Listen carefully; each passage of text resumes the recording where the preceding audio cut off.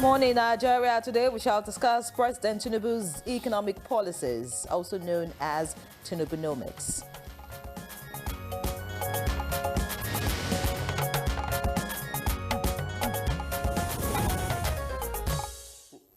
Tinubunomics. Interesting. An intriguing intellectual debate is beginning to take shape around the economic philosophy associated with the administration of Bola Ahmed Tinubu. Indeed, increasingly described as Tinubunomics. The conversation draws attention to the ideas explored in the book Financialism, Water from an Empty Well, which the president co-authored with Brian Brown. The central proposition is rather provocative. When finance begins to dominate production, economies may drift into dangerous territory. It also raises a deeper question about whether today's economic policies are being driven by coherent long-term vision or simply responding to immediate pressures. You are quite right, Yere, and when you look closely, the discussion moves beyond economic statistics into something far more fundamental. The argument is that financial crises are rarely abstract occurrences. They are often rooted in human impulses, ambition, self-interest, even greed. I quite agree with that point. Now, the book also reflects on this dynamics, which also suggests that governance must carefully balance these forces.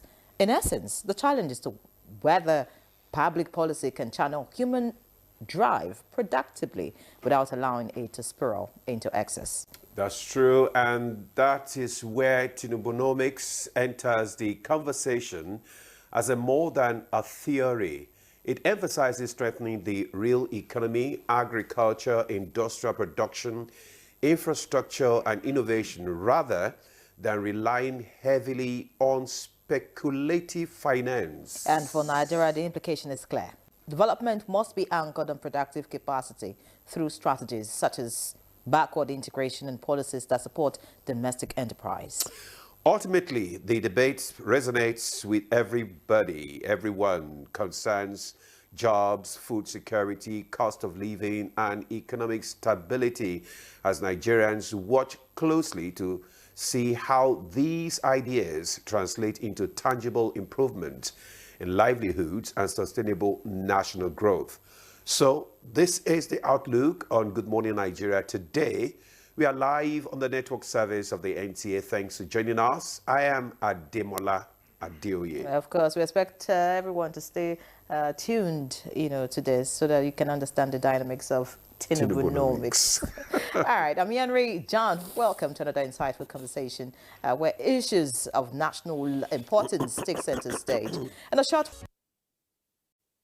Many thanks for staying with us. Still Good Morning Nigeria, live on the network service of the NTA. And just before we bring in our guests for the conversation on Tinubunomics, let's quickly take a look at this background report put together by our correspondent, Oyeyemi Ajayi. Tinubunomics is a term increasingly used to describe the economic thinking and policy direction associated with the administration of Bola Ahmed Tinubu. The concept draws partly from ideas discussed in the book Financialism, Water from an Empty Well, co-authored by Tinubu and Brian Brown. The work questions development models that rely heavily on financial speculation rather than real production, arguing that sustainable growth must come from building strong, productive sectors within the economy. Within this framework, Tinubunomics emphasizes policies that encourage domestic productivity, industrial development, and agricultural expansion. The policy suggests that economies like Nigeria's must focus on the real sector factories, farms, infrastructure, and innovation rather than depending mainly on stock trading or speculative finance. It also highlights the role of government policy in creating the conditions for investment, local enterprise, and long-term economic stability. For Nigeria, Tinubunomics is not just a theoretical idea, but one closely tied to everyday economic realities. Key concerns include the rising cost of living, job creation, food production, exchange rate stability, and improved infrastructure. Now, as economic reforms continue, many Nigerians are watching closely to see how the principles behind the Tinubunomics translate into practical outcomes that can strengthen livelihoods and support sustainable development across the country. Thank you very much, Oyeyemi Ajayi, for that background report. And we already have our guest in the studio. Joining us here is Michael Imofia Rame Igaga. He's the Executive Secretary, West Africa Academy of Science. He's a student of development, philosophy, and political economy. Mr. Igaga, it's good to have you join us for this conversation. Thank you very much, sir. All right, sir. Also joining us here is Dr. Niyi Akinshiju as Chairman, Independent Media Policy Initiatives, who is also our regular analyst. Dr. Akinshiju, it's good to have you again. It's a pleasure. Thanks for having me. All right, also to introduce other guests, not right here in the studio, but joining us via Zoom, all the way from Ado-Ekiti, is Professor Temidayo Oladipo, PhD, an Associate Professor of Political Science and a Distinguished Scholar in Political Philosophy and International Relations, with over 15 years of experience in higher education. He lectures at the Afe Babalola University, Ado-Ekiti, with a specialized focus on social philosophy, development, ethics, and African political thought. He's also a member of the Nigeria Political Science Association. Quite a long list. I think I'll leave it at that. Many thanks, Prof, for joining us.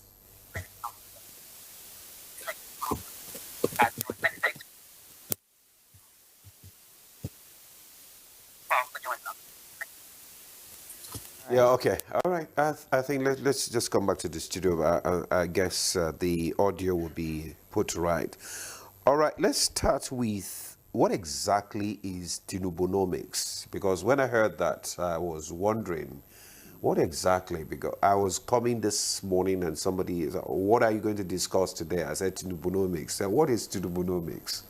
Mr. Igaga, maybe you just, tell us what Tinubunomics is all about and why has the West African Academy of Science decided to dedicate an international conference, to this concept?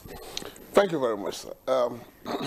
Tinubunomics comes with original thought. We have been central in interrogating ideological development. And here a president comes and starts to talk, and starts to do things. And you suddenly realize that there is a shift in our perspective to growth. There's a shift in our demography in terms of, defining where wealth resides. Something unusual is happening. We started to think of something different. Why not you give it a title? So we titled it Tinubunomics. Okay, because of it's like thinking outside the regular box. Yeah, well, again, talk about thinking outside the regular box. Like you said, or like it was shared in the background report. In the background report. Something is happening. We're moving from concentration on exploiting or trying to get wealth from industrial growth to agricultural growth. But that again is not in isolation. You have agricultural growth. That it is when I read the book, Financializing Water from an Empty Well, that I came to understand that what Tinubu is saying, what President Tinubu is saying, so to say, is, look, we cannot be competing with the West in terms of economic development. We cannot be contesting with the West in terms of production because they've been there over the years. And in the book, he referred to China and all that and their growth. So why don't we use what we have to begin? And what we have fundamentally is agriculture. My people in my village don't need to import to buy the hoe and cutlass that they used to teach their farm. And so a fundamental policy shift, something surprising to Nigerians, devaluation of the Naira or deregulation of the Naira, And then people start screaming, and suddenly there's so much weight for the country in the rural economics. It's clear. Other issues comes up that we can look at later, But fundamentally, there's a shift. In the urban area, no doubt, there's a little problem. And the problem is what you are talking of, the real wages of the worker in relation to what the policy is driving. But you also look at our demography. To their purchasing power. Exactly. Okay. You now start to find out that for the first time, that deficit in our trade balance is eliminated. In just 1 year of the presidency of President Bola Ahmed Tinubu, we start to see, a surplus, a trade surplus, internationally. Today we are talking of about $50 billion, in our account. Today there's a lot of policy shifts. But it is not just, he didn't just talk about agriculture. As it was given in the background report, what he's saying is that when we are able to take control of the agricultural sector and they feed the world market and compete at that level, that we will be able to create enough surplus to drive industrial development. This is the fundamental of Tinubunomics. Many thanks, Mr. Igaga, for your opening comments. First, as we, get deeper into this conversation, we'll get to understand if all of this is what is playing out now with all these policies by the president. I'd like to get to Professor now. Professor Oladipo, I'm sure you can hear me loud and clear. Mr. Igaga just gave us a background of what Tinubunomics is about, but I'd like you to tell us how, Tinubunomics actually differentiates from classical development models or conventional capitalism. All right, we lost the connection with Professor Oladipo. I guess I'll just get to Dr. Akinshiju here. He gave a background, Is Prof with us? Did he get the question? Maybe you shout. Yeah, I am. Can you repeat the question? All right.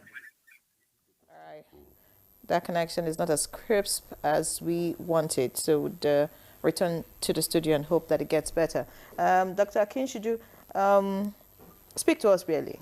I would like you to break this down to the average Nigerian. He's talk about the developmental model of the president and, how is this different from capitalism and other classical development models?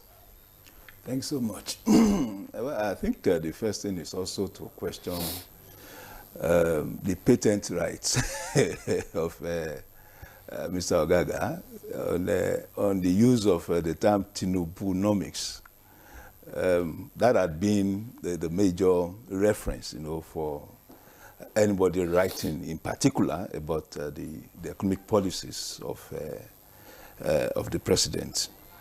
I think the whole idea is about customizing the policies around the person, the personage of the president. And sometimes we had also written, around Tinubunomics and all that, in the understanding that we have a truly reformist, government being, led by the vision of the president. I'm talking about the developmental models, as it were. I think what the book put together by the prof and the other team is trying to extend, into the public space is the underlining, the ideological and philosophical underlining of the policies of the Tinubu government.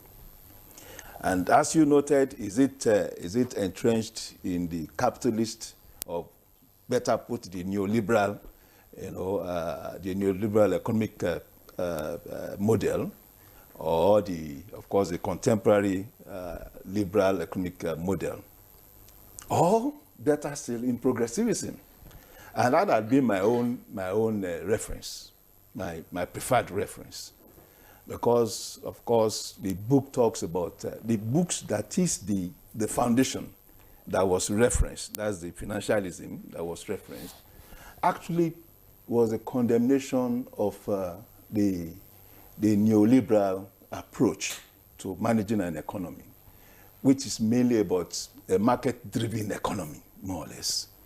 And even an abuse of that market-driven economy that now reflected in the global financial crisis of 2000, 2008, 2009, when the American capitalist system, after becoming so ennobled, so embraved, was packaging subprime loans and selling the loans, as it were, betting on subprime loans that were not,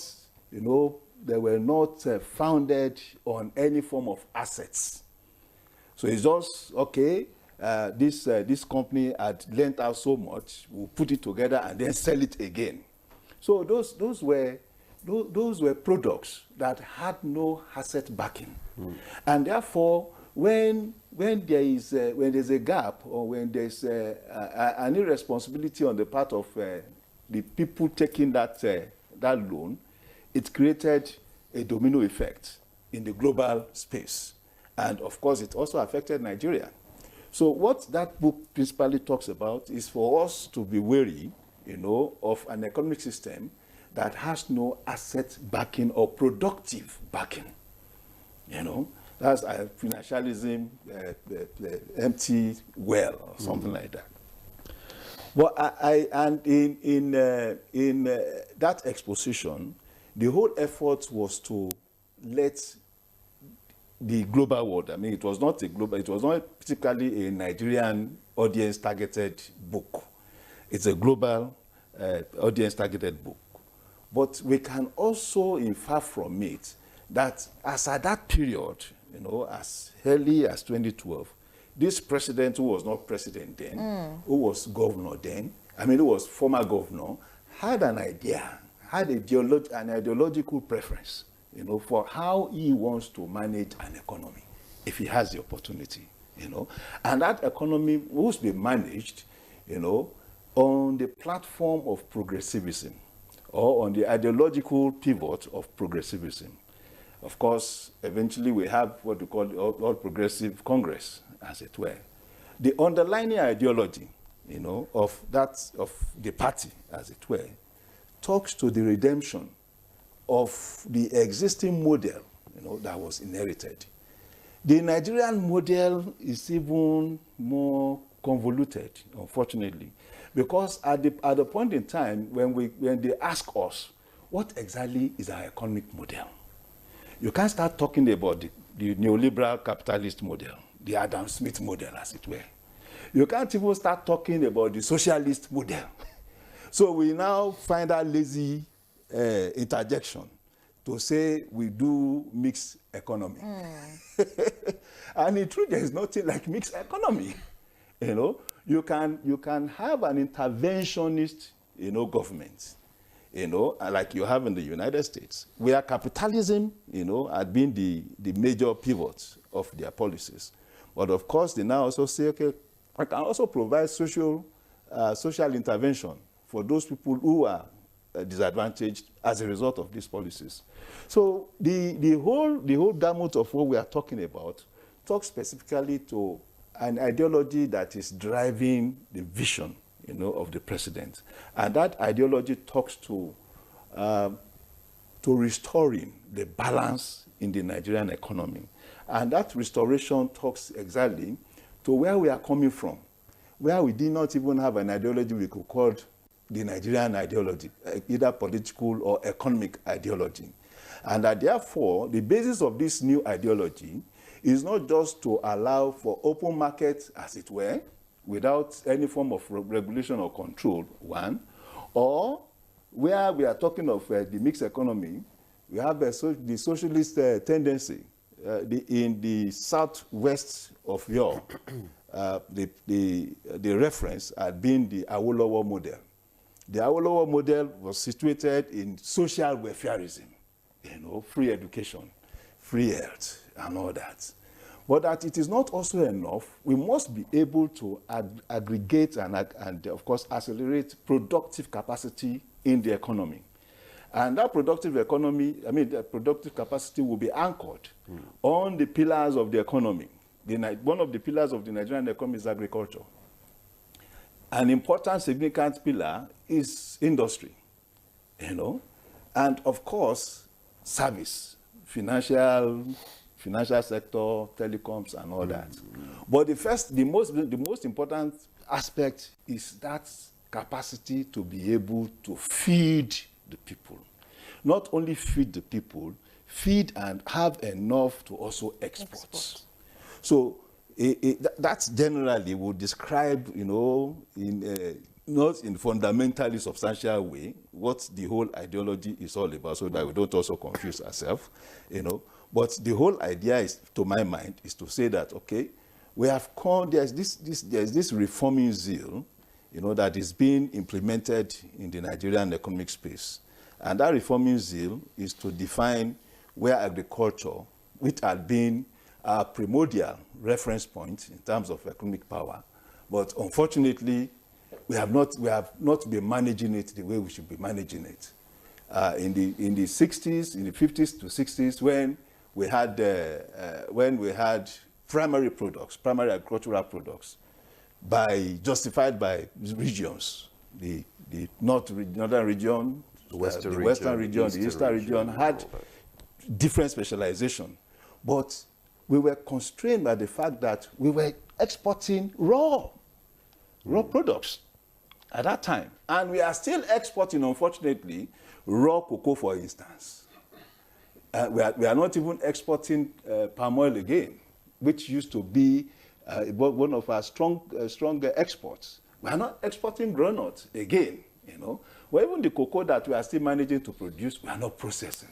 So for you to export now, the emphasis is on processing. And you can now reference the president policy on a share butter nut or something.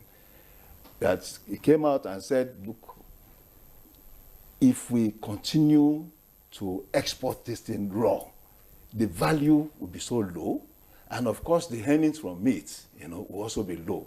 So why don't we take a buffer time where we can grow capacity to process? When we process from shea nut to shea butter, the value in the global market or in the international market becomes higher, and it has a multiplier effect on the farmers because what they earn from it becomes higher.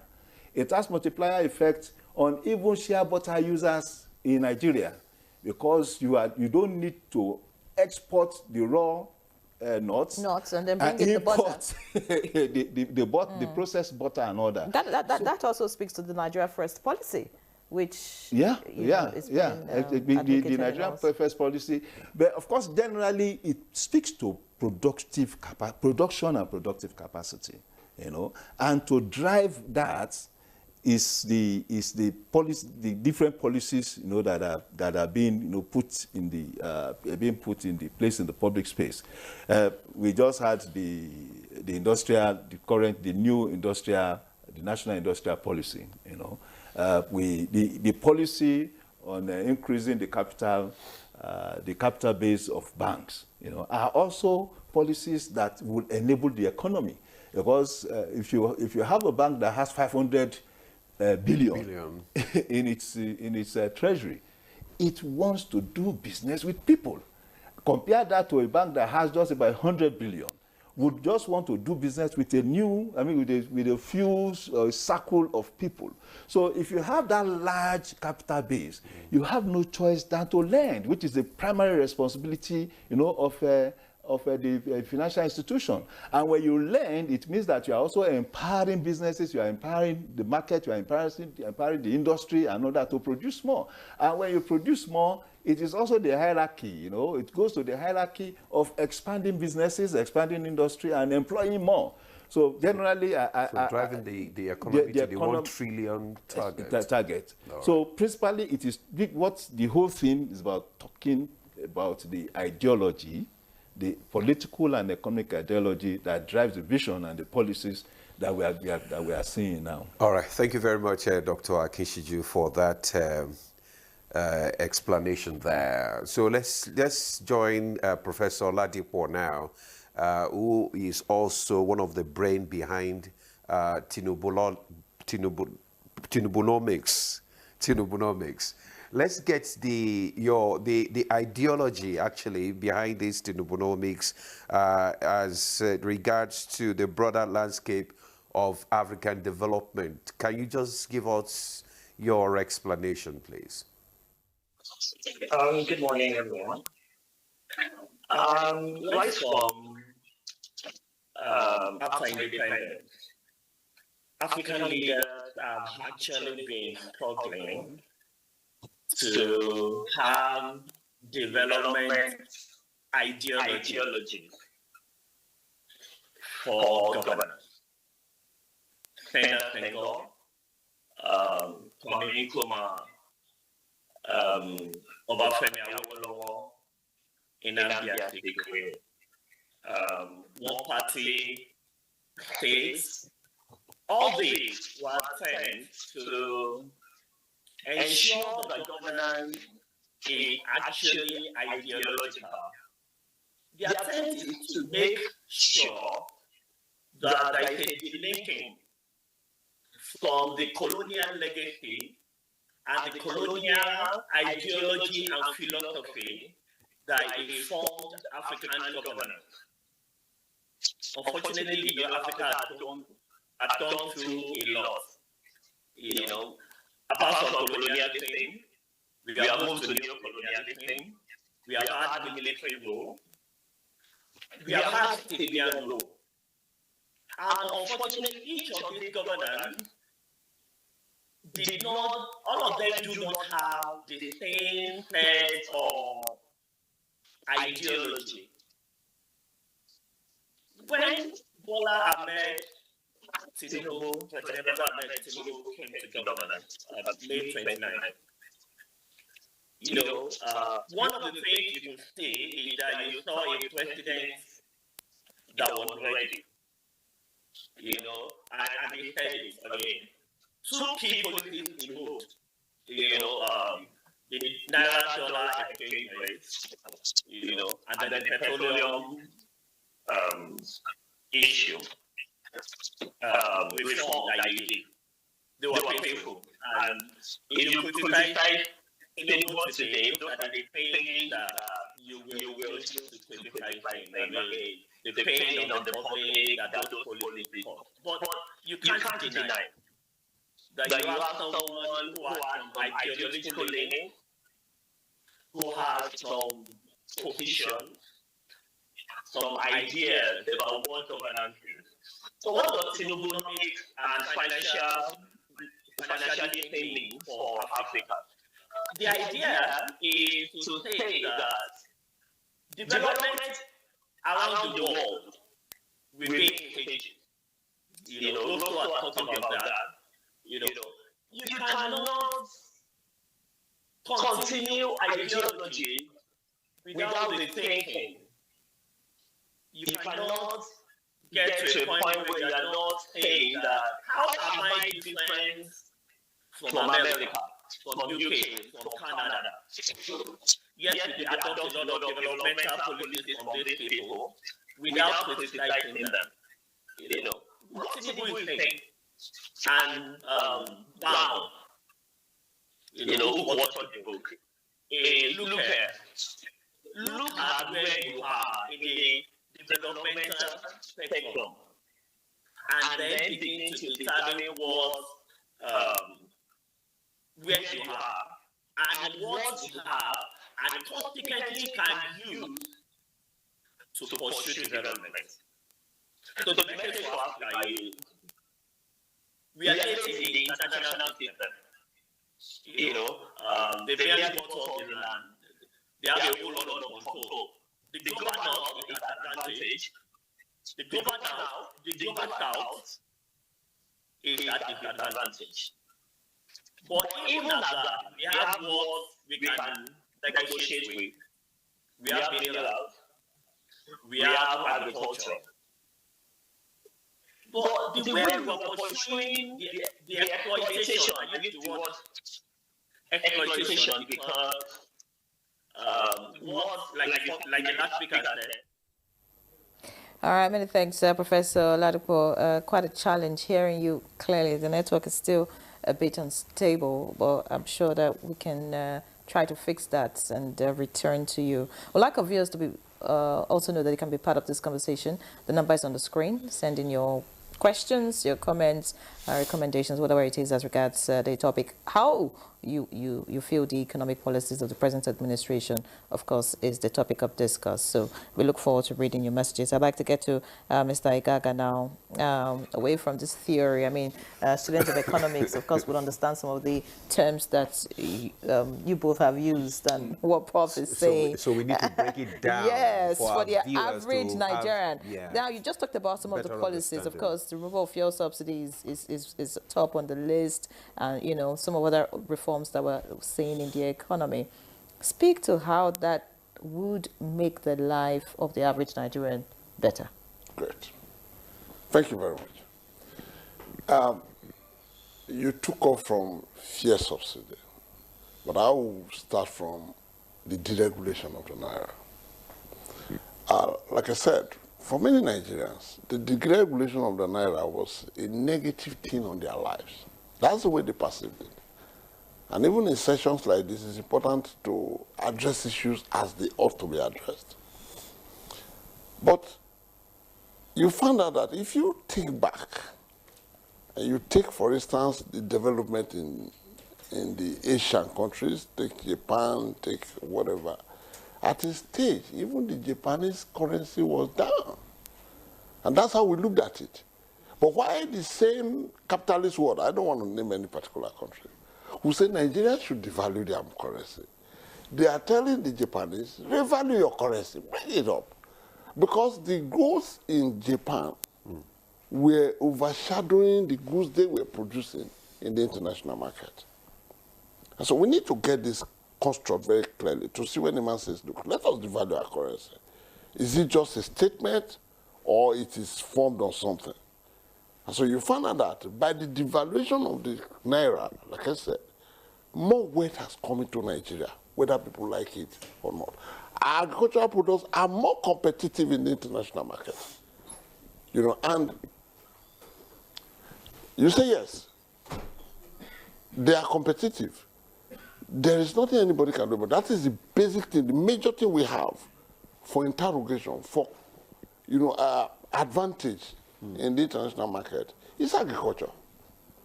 You know, demographically look at it. Agriculture is our being. I'm from, well, every Nigerian community is agrarian, and the weather favors us in terms of agriculture. So we have that. You come to talk of the removal of fuel subsidy. Clearly, two things about fuel subsidy. First of all, there was an attempt, or there was indeed an exploitation of that fuel subsidy by certain persons to acquire an appropriate wealth for themselves through the normal fraudulent manipulations of figures and details. That was there. That was, anti-factor in Nigeria's development projections. Then the second thing about it was, yes, the government was spending so much on that. And to cut, areas of waste so that we can, take our resources and put them in other areas where development was essential, the government needed to cut cost. And it's better for us to see like that. There's no time that development can come without sacrifice. I'm sorry to say, but I think that our country has had its own challenges in terms of historical development. But where we are today, I am one Nigeria who is very, very confident that we have a brighter future ahead of us. Talking about a brighter future, you just talked about the agriculture, and Dr. Akinshiju was, talking about the fact that we do not process, and that's a big challenge. And there's also insecurity on the part of even the, growing of the crops in the first place. So how has this now affected the life of the average Nigerian? Because you're saying we're looking the way of agriculture. Our products are more competitive outside, but the export is still not as good as it should be. And if you like, local consumption is also dwindling because, scarcity is also, a factor that is leading to increase in food prices. We saw that in the early part of last year, well, until some interventions, and then, we're beginning to see a reduction in the prices of foodstuff. So speak about, it's not about the policies itself, it's about how it trickles down to the poorest of the poor. And of course, looking at the statistics by the NBS talking about those in multidimensional poverty, the number seems to be increasing. So how will this affect a Nigerian who is listening to you at this time? Thank you very much. I'm sorry. Sometimes I have issues with statistics as they come. And there's something that came up when we were working on the first work on Tinubunomics, where we say Nigeria's journey towards sustainable development. You find out that most statistics that you confront, come from projections, I will call them, because they are not realistic to what is on ground. Yeah, I agree with you that at a stage, the level of inflation in terms of, food, was very, very high.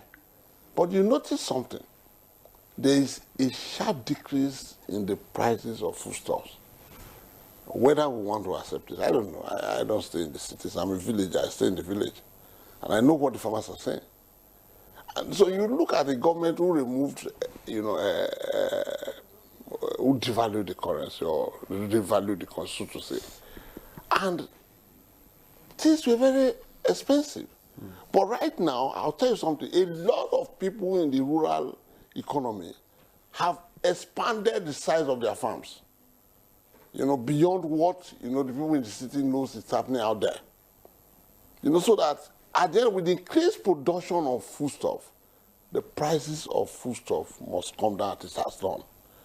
I think that the price of foodstuff are better than what it was last year. Yeah, no doubt about very, that. Very cheap, and all that. And the farmers are crying that, look, our products have become very cheap. We'll come to that on another aspect of the government, what the government has done about that. That is that.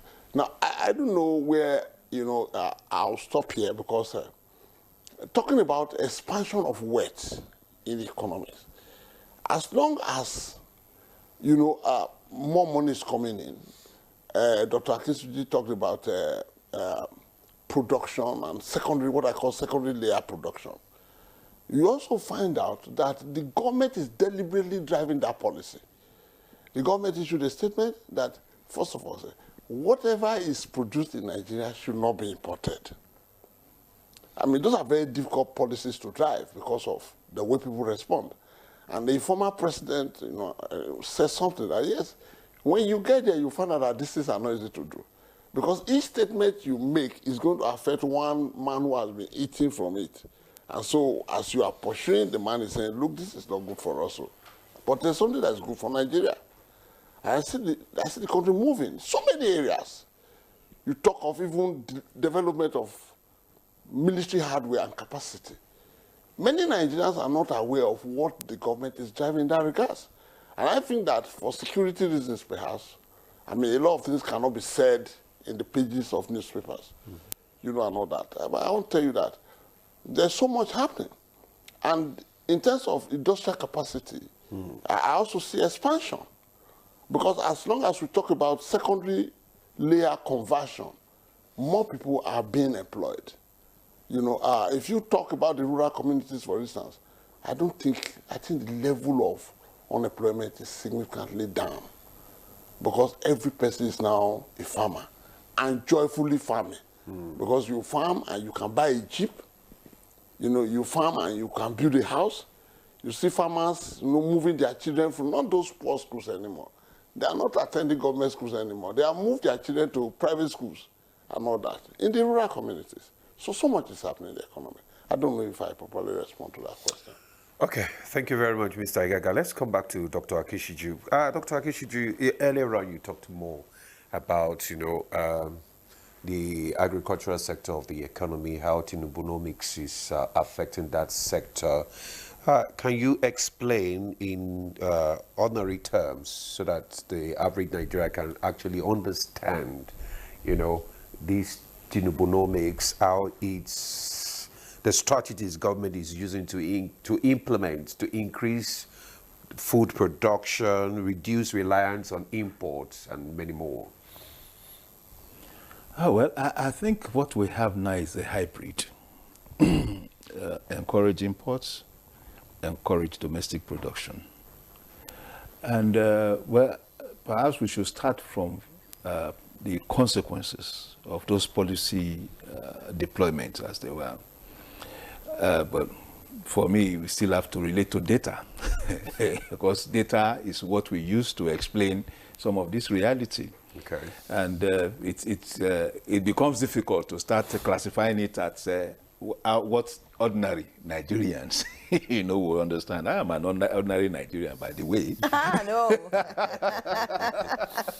So, I disagree with that data. with that data, we're talking about the man on the street. I'm a man on the street, and there are so many of us like that on the street, who particularly take special interest in what policies and the quality of policies that are being deployed.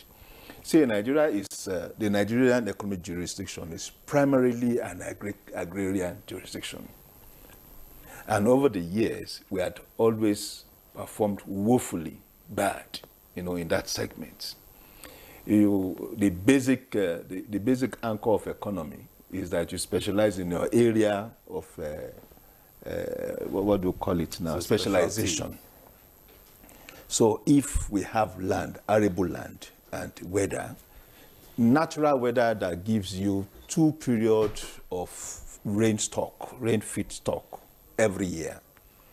So you know that every year you have 2 planting, 2 harvest season, and you have a landmass that is more than 600 million hectares, of arable land. So what have you been doing? What have we been doing? That at every turn of the year, there's always issues of food security. It would translate to mean that we have not been doing properly well. The number of the poor in this country are perpetually been above 40% of our population. We are not just talking about now. We are talking about the good 70s, when we thought those are our years of greatness, years of prosperity, the 70s. In those years, we had more than 45 Nigerians living under the poverty line. And the poverty line at that time was determined by how much a household used in feeding. Up till 2015, more than 85 million Nigerians could not spend $1.90 to feed. So it does mean that food, is a major decider of poverty. And if you swim in the ocean and you still use spittle to wash your hand, it talks to you about the paradox of our existence. But I think so far we are moving now. At a point in time, we were virtually dependent on food imports into this country. And I remember by that 2015 figure, we were spending an average of $6 billion to import food into Nigeria. And that also, of course, would impact on the usage of our foreign reserve. And of course, the alternative opportunistic cost of using that kind of fund for other infrastructural provisions and facilities. So what I'm trying to say now is that by the figure we have now, by the fourth quarter 2025 figure, GDP figure, agriculture contributed more than 4%, grew by more than 4%, to the GDP, from 2.5. And for a long time, more than 15, if not 20 years, we had always averaged 2.5, 2.8, not up to 3% in terms of agricultural production, agricultural contribution, to our GDP. So now that it had moved to 4%, what it tells us is that there had been a boom there had been an increase in agricultural production and productivity. And of course, before now, the worries had been security in the agricultural belt, the Nigerian agricultural belt of different crops production and all that. So if we have, if this figure is showing us that there had been a boom, it will also mean that to a large extent there had been a sort of management, you know, of the insecurity issues in that along that belt. And I have also been monitoring the special processing zone. You know, the country had been mapped out at, at regional level for agricultural processing. And I think 2 or 3 pilots had already taken off. Now, for me, that is an ideological position too, you know, because the idea is do not stew in the colonial past. The colonial model of development we are talking about is where the colonial masters, or what I call the metropolitan capitals, you know, assess the African continent, grab the raw materials, and then take to process and bring back. So if we are able to take off with that special processing zone, it will, of course, impact, and I know it has taken off. But another major impression another major significant impression that figure of the 2025 GDP shows us is increase in solid minerals. Solid mineral had also been the natural asset disposition in our jurisdiction for many years. Just recently that we are hearing of gold here, silver there, bauxite there, and all that. It's just recently. But in fact, it had always been there. And we wonder, especially when there was this advocacy around diversification, what governments in those years, what were they doing? You know, when we're just always concentrating on crude oil exports. And the economic model at that time is what I call the boom and bust model. When there is increase in the price of crude oil, as we are experiencing now, everybody is happy. You know, foreign exchange is available. And of course, it's always a short circle, because the users of crude oil will also find a way of managing it in a way that prices will not go beyond a certain threshold. So when the price crash, as they would crash inevitably, it becomes a bust for us, economically speaking. Our revenue thresholds also of crash, you know, and there's inavailability of funds. So, but now we are seeing solid mineral contributing more. Even so much that recently there was a 1.3 billion financing agreement between the World Bank, one global financial institution, and the federal government for processing of bauxite, for extraction of alumina, they call it alumina, you know, in Nigeria. So for me, these are the kind of secondary processing economy that would drive our own economy from the primordial system or model that we have been using, you know. So far so good. Like you noted, I believe that with the fall in the prices of food, with the decline in food inflation, the number of Nigerian poor are also reducing. How? It's by statistical projection, because when you calculate if inflation is increasing, it does mean that more people the value of existence of more people are being eroded. So if you are not able to feed your family, for instance, it will be projected that such number of families are falling under the poverty line because of increase in the price of food. So if there is reduction, a decline in the prices of food, you can also now project, you know, because we don't have the head count yet, or the survey from the survey numbers from the NBS. But what is obvious is that the NBS have told us that food inflation fell below 9%. You know, in the last inflation figure, that's January inflation figures, and that is impressive enough. We are talking of food inflation that went as high as 39%, sometimes in November 2024. What's the guarantee we're not going to go back there? Well, there's no guarantee for anything in global economy. See, this time last year, nobody expected that the price of crude oil, Would be this high. would be this high. Nobody. But we know what is fueling the price of crude oil. Of course, that's a different scenario. So for Nigeria, that's the base of our economy. Up till now, that is what constitutes 80% of our foreign exchange earnings. So if it goes up, we are happy. The federal system is happy. The three tiers of government is happy because, of course, allocation would increase. But the common man, as you say, would grumble because we have removed fuel subsidy as a government, as part of the responsibility of government. That had been removed. But again, you can now also imagine if fuel subsidy had not been removed and government had been responsible for providing fuel at $110 per barrel. It does mean that as you are making the money, you are channeling it to funding fuel subsidy. But now that we have removed subsidy and the average Nigerian is paying from his pocket for fuel, why is the average Nigerian not seeing the impact of what is being saved as a result of the removal of subsidy? So where we start seeing the impact is what we just said now. We are seeing the impact in terms of increase in food production. We are seeing the impact in terms of increase in exploitation of solid minerals.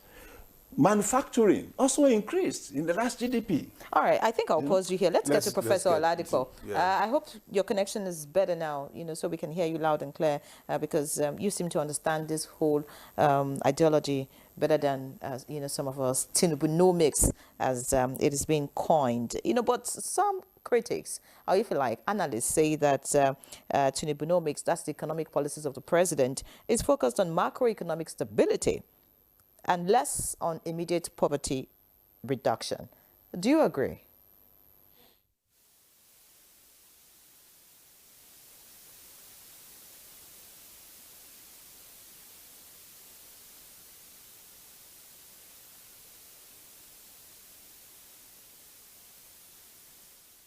Mike, Prof, we cannot hear you.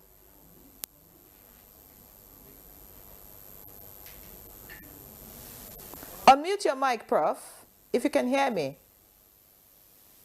Hello, can you hear me now? I can hear you. Yes. Oh, okay. My position is that for a long time, we have operated government with deficits, oil subsidy, we have subsidized dollar, life on the streets, has been subsidized. When you're taking your beer, I'm sorry to use the ordinary Nigerian analysis that the bottle of beer you're taking is highly subsidized, So a lot of people live reckless life. But now people are more careful. You don't drive your car unless you know that it is going to earn you some money. And then that's it. You have something worthwhile to do. You don't go to the club as an ordinary Nigerian and then begin to say, give him 2 bottles, give them 4 bottles, drink 4 plates of pepper soup. So you're more realistic with spending. You're not reckless with spending anymore. So my position is that in the long run, the economy will pay off. The Tinubu government has undertaken a whole lot of reforms, taxation, agriculture, manufacturing, and I want to disagree with the fact that the ordinary man is not seeing the effects. I travel around the country once in a while, and road networks are getting better. The truth of the matter is that there's a link between transportation and economic development. Government are given more, state governments are given more money. There are reforms at the local government level. that can only come from an ideological position of the need to reform government so that it can better serve the people. So in the long run, the ordinary man will feel the effects of it fully. But in the meantime, yes, like the president will always say, there's a lot to endure. Thank you. Yeah, to endure, and that Nigeria are being more realistic in their spending now. That is what you are saying, Professor Oladipo. Can you tell us more? We want to stay with you because we are really concerned about knowing more about this Tinubunomics and how it has prioritized human capital development, particularly in the area of probably education and healthcare. Okay. Well,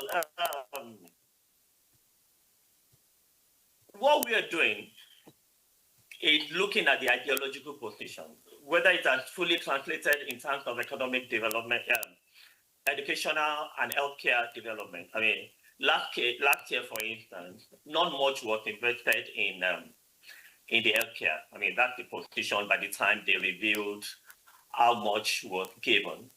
But you see, my belief is that the government is going in such a way that if you empower the ordinary man on the streets, to be able to make more money from agriculture, from salary reform, and from a whole lot of beneficial governance that will help the people, the ordinary man will be able to access education.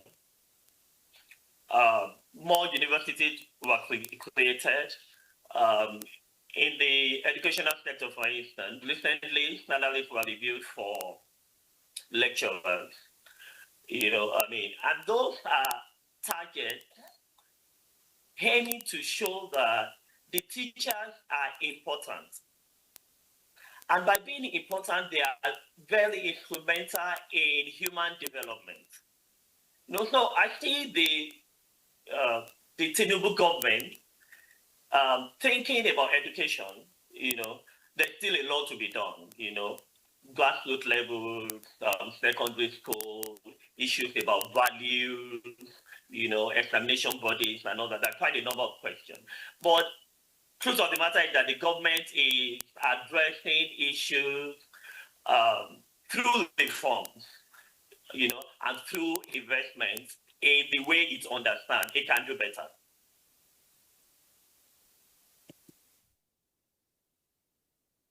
It can do better. Well, that's what we were all hoping for.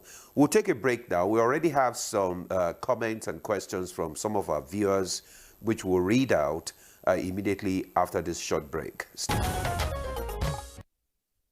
Thanks for staying with us. You're still on to Good Morning Nigeria on the network service of the NTA. And our conversation is still on the Tinubunomics ideology. And our guests are still here. So we'll read out some of the comments and questions that we have received from you, our viewers, so that our guests can respond to them.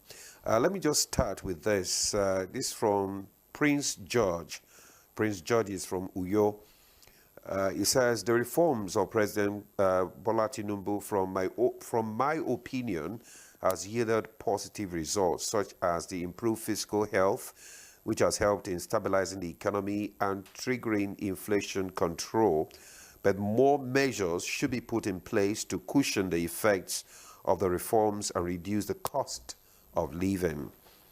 That this is from Gideon. Gideon is from Apo in Abuja here.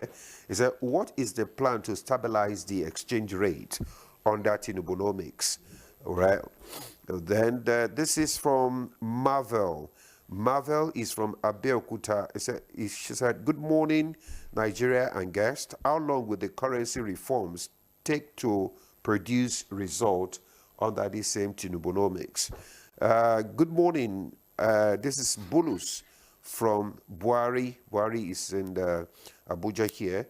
Are new taxes coming under Tinubunomics? This is from Victor Ogidile from Ibadan. It says, is Nigeria borrowing more under the new economic policies? That is from Mohammed Awal Musa Afema from Kano. He said, how can communities track the reallocation of funds, say from the fuel subsidy removal, to ensure they are invested in local infrastructure, healthcare, and education? Secondly, he says, what rising food inflation, what urgent steps are being taken to stabilize food prices and support local food production rather than relying on food distribution palliatives? You, Mr. Gaga, you want to respond to some of this? It's okay. Let's take them as I can remember, as you were reading out there so much. Okay. First of all, talk about the exchange rate. Stabilizing the exchange rate. The reality is that for those who have been following, something happened about a week ago or 2 weeks ago. The naira was gaining, value against the dollar, and the government stepped in and did some rearrangement of that relationship between the dollar and the naira. Something about it. I don't want to start going to who it favored and who it didn't favor. That's not the issue. But majorly it favored the Nigerian people. It favored our future as a production economy. Even the intervention of government.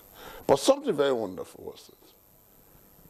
I am happy to see in Nigeria a country that does not depend on what one other country says out there before we know what to do. Because we don't have anything to offer. Because the only way we can move forward is to go and borrow. And they say, no, we're not going to give you money except your naira is like this. We now have a system where, policy drivers can sit back to say, look, this is what we want to do. So whether you like it or not, I don't know how anybody's looking at it. I think a lot of things is happening to currency stabilization and all that. Much of that stabilization that is being talked about wouldn't come from, would rather have impact. You read it more from how much of control and command does the Nigerian people and the government have over how our currency relates. I think we're almost there, if we are not there already. Okay, almost there. Let's read some of the other comments we have from our viewers. This says, my name is Isa Adamu from Abuja. Why did prices of food, fuel, and transportation rise so sharply shortly after the policies began? Hello, everyone. This is Susan Boko from Buhari. When will inflation start going down? I think it's already going down from the figures that we have. Thanks for giving us this lecture on Tinubunomics. What concrete steps have been taken to reduce the cost of basic goods? Another one says, good morning, presenters and guests. When will Nigerians get the benefits of the subsidy removal? This one says, Ejike Ume from Uyo. Why has the Nigerian Naira lost so much value? Is this a good thing? Good morning, guests. Tinubunomics is new to me. But my question is, why is electricity tariff rising? What's rising? Electricity tariff. All right. So this says, good morning to you all. This is Adesoa or not from Carol. What are the measurable milestones for success? Indeed, that's a great question. Another one says, good morning. I disagree with some people there. You cannot improve agriculture by importing food. The ordinary man is not happy. Please. And that's coming from Matthew Fada from Kafancha in Kaduna State. This one says, good morning, NTA. I want to say that the so-called critics, I want to believe that so-called critics that the average Nigerian is not feeling the effects of the reform is not correct.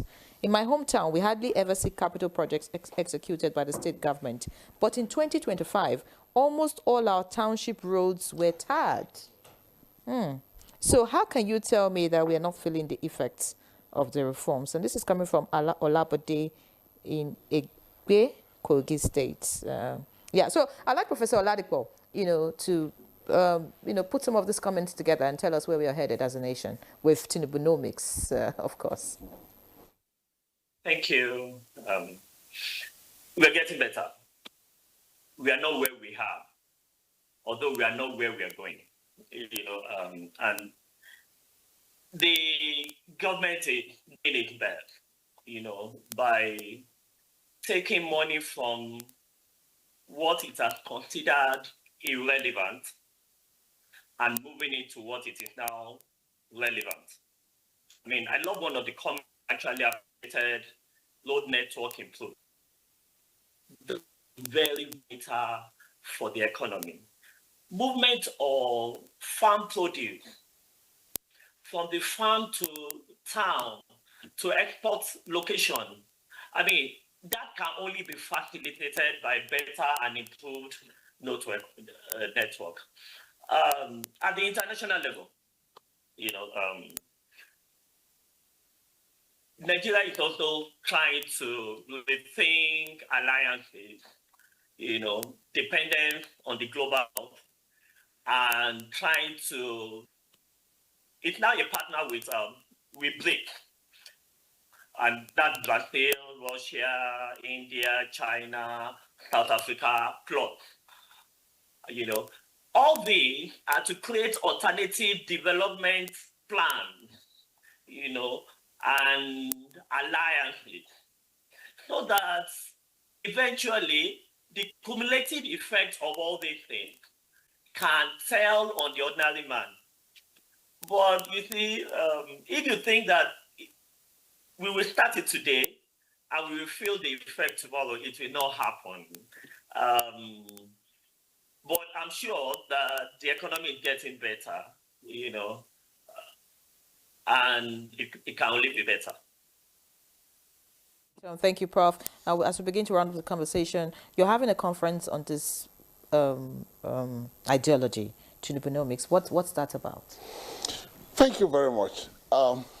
First of all, the perspective as development agents is to realize that development itself is ideologically driven.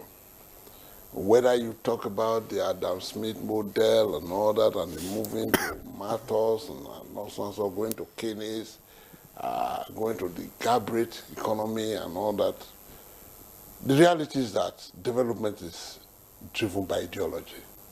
Ideology is not just about Marxism, it's a component, it's a totality of things that has to do with our value system.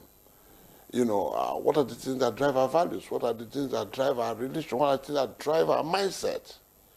This is where we are. And as a development institution, the West Africa Academy of Science factors the place of ideology in the development of our economics. Now, note that I didn't say the Nigerian economy, because economies don't develop in isolation. We've had it before in this country, where Nigeria was developed, and every person in West Africa, Senegal, Ghana, everybody poured into Nigeria, and instead of growing, poverty returned. And then you had the question of Ghana must go, which has even become the name of a bag now. And so because the projections of what was coming in was not in relation with the consumption. And so what are we doing in the West Africa Academy of Science? We're talking of a regional development, an African regional development, premised on ideology. And the factor is that we must have a regional factor. If Nigeria is developing, Ghana must develop, so that nobody will be running around and all that. You can stay in your country and feel that development. Now, how does it come to the international conference? The international conference says, look, somebody has said something, that we don't need to start looking for imported models. We don't need to start waiting for the IMF to tell us what to do. We don't need to wait for the World Bank to tell us what to do. We have the capacity to use what we have to get what we want. And the fundamental necessity is agriculture. And why have we situated this, to the West African sub-region, fundamentally? Because if we take it to the African region in its totality, we don't want to run into a contradiction. The contradiction is that the weather in Nigeria and in the West African sub-region might not exactly be the same as the weather in North Africa. So if you are postulating here, you'll be doing what we have been doing, take theories, formulated in America, formulated in Britain, and bring them here and tell us that they work. This is how they develop, so this is how we must develop. It doesn't really go like that.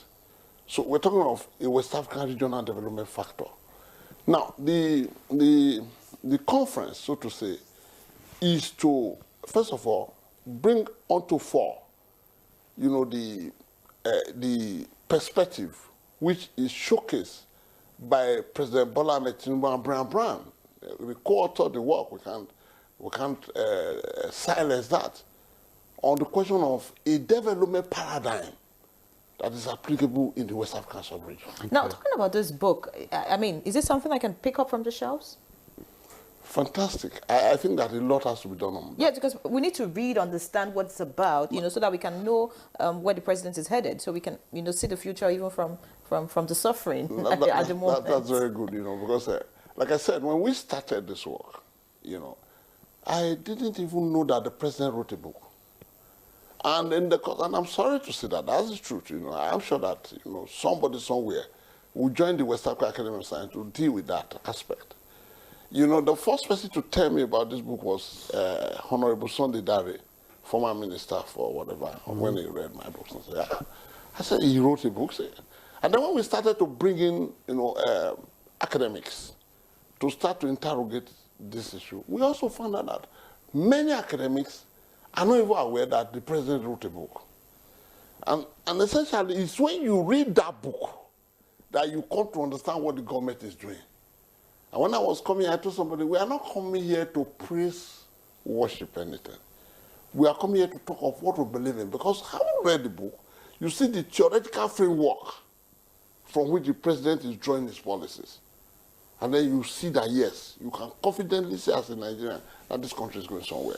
Okay. So my candid opinion is that after the international conference, which is holding in Lagos State University, on the 25th of March, we will be able to partner with the presidency or with the president, the authors of the book, the president and Brian Brown, to see how we can replicate, good volumes of that book and put in the hands of Nigeria. Why are you having this conference in Lasso, by the way?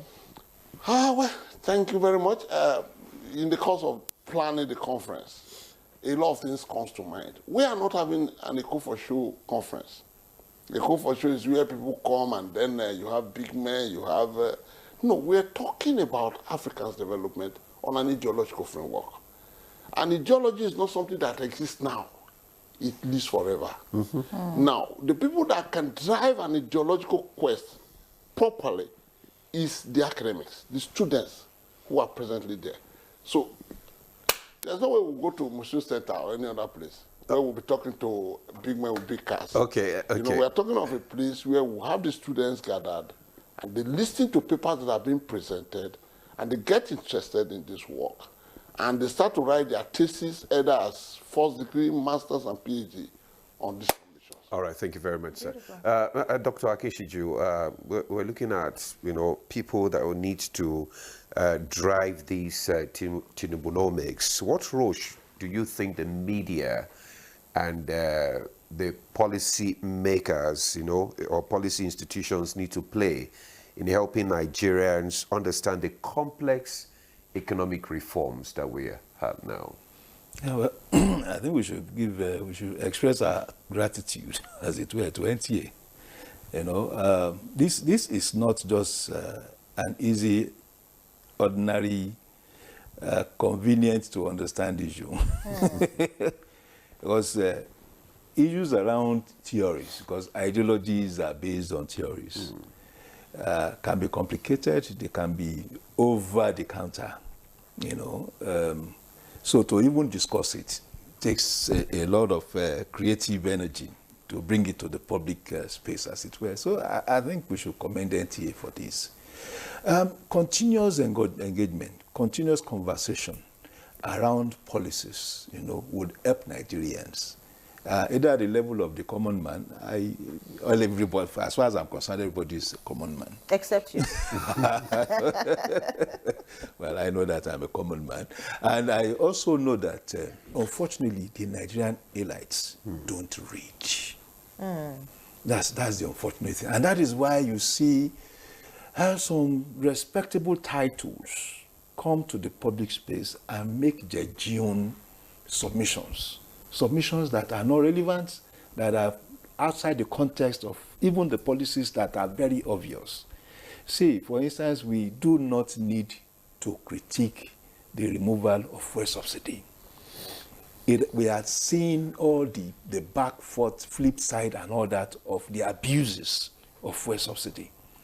And that the only thing we can only require of removal of fuel subsidy is accountability, because it is about opportunity cost. For every liter of fuel. That's why the critic is necessary, to ensure that there is proper accountability and transparency in the implementation of the critic must also be in context. That's what I'm saying. Okay. So that you don't also further confuse, those who are on the margin of the conversation, as it were. Because someone at the point in time was saying that the opportunity cost that we talk about of increase in prices are not as high, or is not as high as the removal of fuel subsidy. And I said, okay, if you are talking about opportunity cost, you are relating one product item, to various sectors of the economy, either in terms of infrastructure, soft and hard infrastructure and all that. So the essential thing is to continue to have this platform of engagement for us to continue this conversation about the policies of government, and that these policies are not just created from phantom vision. It has hook and anchor on an ideology, and that this ideology is actually a reformist-based ideology.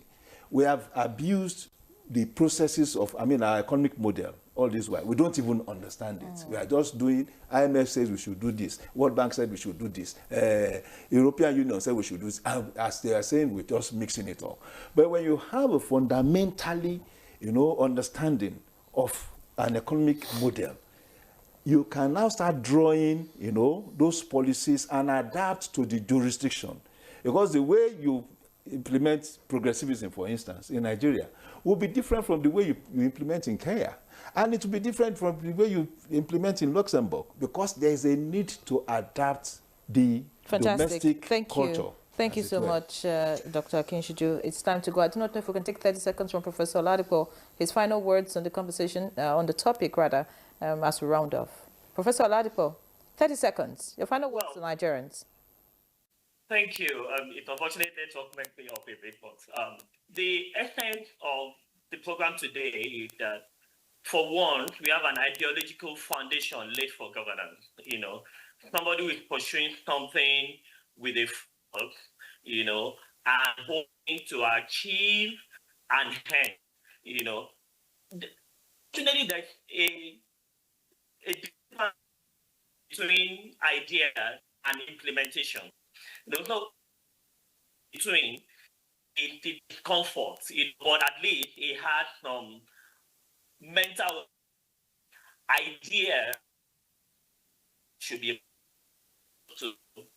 Thank you so much, Professor Timidayo Oladipo. Like I said, network not too friendly, but of course, we hope we'd have you in some other conversations. Lecturer, Department of Political Science, Afe Babalola University, Ado-Ekiti. It was indeed a pleasure to have you with us. Dr. Niyi Akinshiju, thank you so much, for always sharing your insight with us. We deeply appreciate you.